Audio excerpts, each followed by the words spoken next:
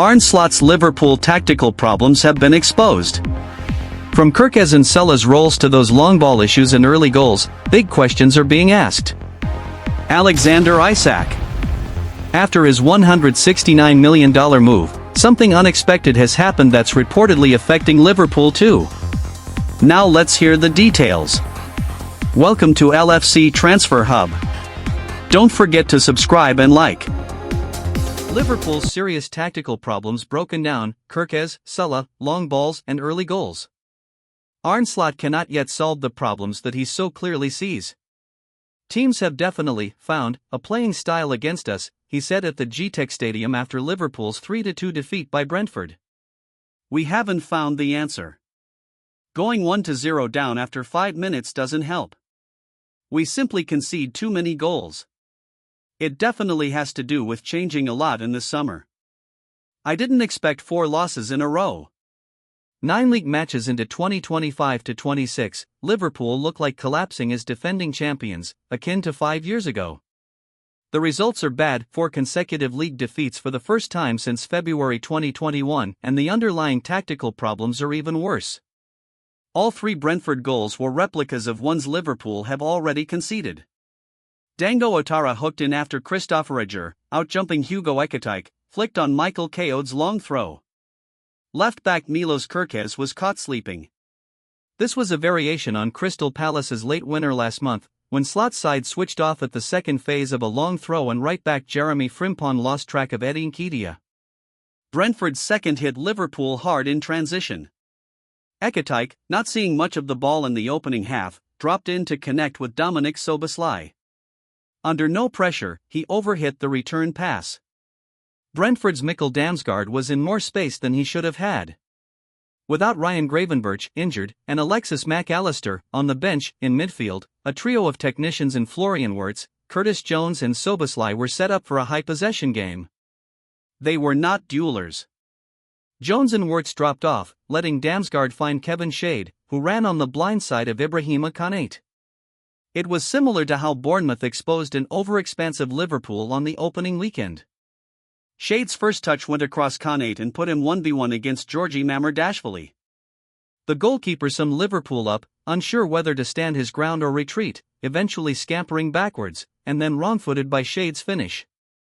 Eintracht Frankfurt and Atletico Madrid have exploited Liverpool in Europe with counterattacks and balls in behind. Slot spoke pre-match about opponents playing more long balls. His claims, statistically, are valid, albeit against a league-wide backdrop of increased directness. Brentford were always going to lean into long balls.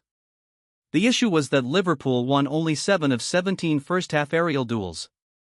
As tenuous as Brentford's penalty for the third goal was, VAR reviewing Virgil van Dijk's tackle on Ouattara to be on the 18-yard line, not outside the box, the foul was clumsy and had shades of the penalty Szoboszlai conceded in Istanbul, where Liverpool lost 1-0 to Galatasaray. The point being that these problems run way deeper than this run, and were masked in early season's 6-game winning streak, where Liverpool threw away 2-0 leads 3 times and still won. Their recruitment was bold this summer. Slot has a top-heavy squad without much depth at centre-back or full-back, and the awkward dynamic of 2 expensive, world-class number 9s in Ekitike and Alexander Isak, and no natural solution. Slow starts have been costly. Liverpool have conceded first in the last 6 matches in all competitions, their longest streak on Opta records, which date from 2013-14. Brentford's directness pinned them back early on.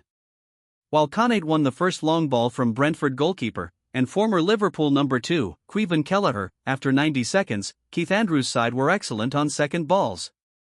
They hit another in behind, forcing Mamardashvili out from goal to sweep up.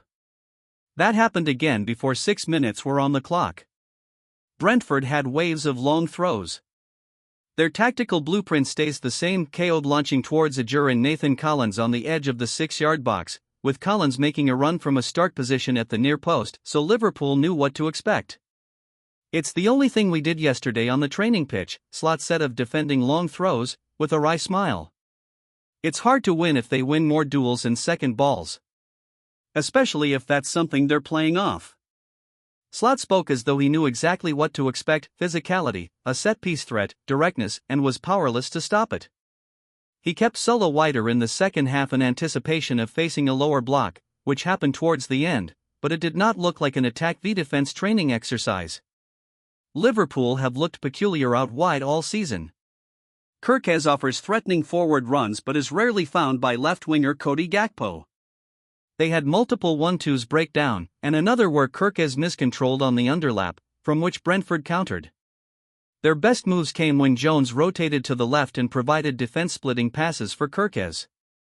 On one occasion, with three teammates attacking the goal, he hit a cutback straight into Kelleher's hands. Kirkez did crash the back post to make it 2-1 from Connor Bradley's low cross in first-half stoppage time.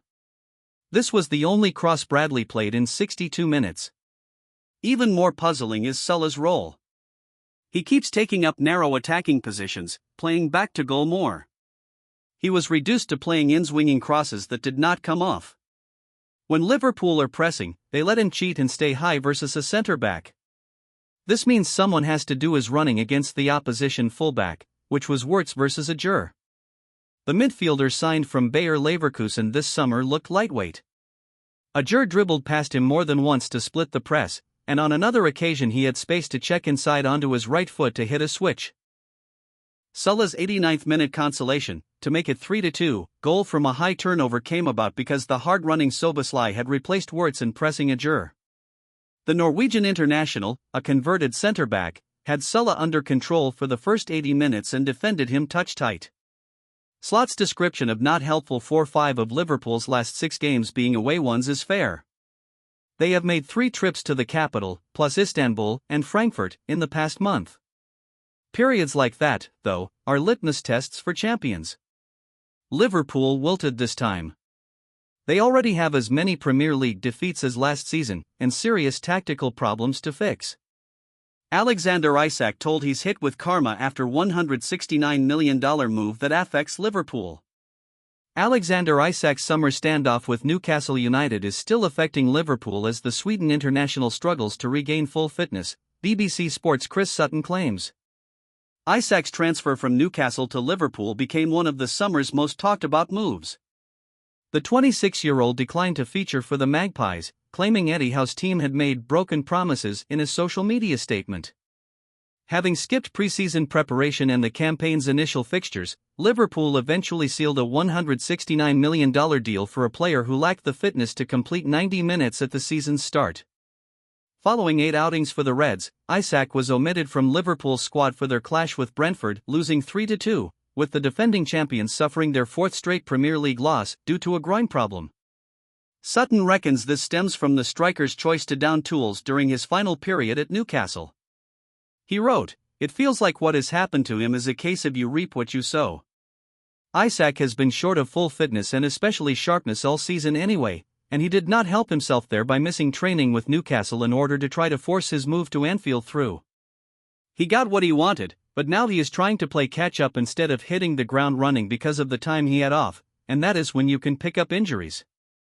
Isak is too good a player not to eventually start scoring goals, but this whole situation has affected Liverpool as a team too, because his lack of fitness is one of the reasons they have not clicked in the final third yet. Whilst Isak has been settling in at Liverpool, Hugo Ekitike has netted 6 goals and provided 1 assist in his first 13 outings for the Reds following his $107 million switch from Frankfurt. The 2 leading strikers were poised for an epic contest for the starting forward position, with both eager to establish themselves as Slot's preferred option. At present, Ekitike seems to be prevailing in that contest, despite Liverpool spending $62 million more on Isak.